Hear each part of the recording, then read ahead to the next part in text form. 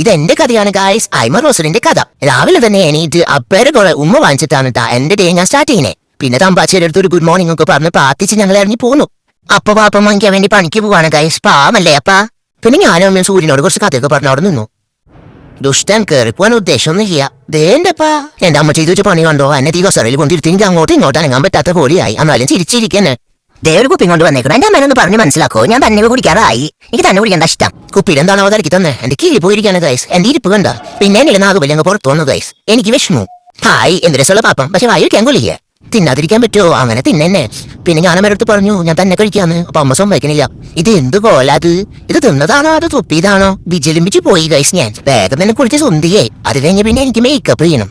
ആരും പേടിക്കണ്ട. തുണി എടുക്കണത് എനിക്കിഷ്ടല്ല. അതുകൊണ്ട് ഞാനിങ്ങനെ കിടന്ന് കരയണേ. ഓരോന്ന് കുത്തിക്കയറ്റി വരച്ച് അങ്ങോട്ട് ഇട്ട് തരും. ആ സ്നഗ്ഗി മാത്രം ഉടുപ്പിച്ച് നടക്കുമ്പോ എന്ത് സുഖമായിരുന്നു, എന്ത് രസമായിരുന്നു. പിന്നെ എന്റെ ഫേവറേറ്റ് D3 തന്നു.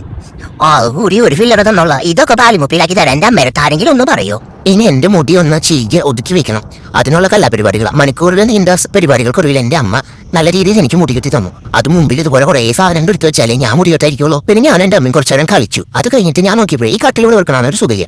എന്നെ മുന്തി മാറ്റി വെക്കാന്ന് വിചാരിച്ചതാ. പക്ഷെ അത് പറ്റണില്ല. അപ്പൊ ഞാൻ അവിടിച്ച് ഞാനൊന്നും നന്നായിട്ട് ഇവിടെ ഉറങ്ങി. സംവരണ്ട് ഒന്ന് ഉറങ്ങി എനിക്കപ്പോഴേക്കും എന്റെ കോലം കണ്ടില്ലേ. എന്റെ അമ്മ കൈമുഖം ചോരയാക്കി ഇവിടെ ഇരുത്തിയേക്കുന്നു. ചിരിച്ചിരിക്കുകയാണെങ്കിലും എന്റെ മൂട് പോയിരിക്കുക.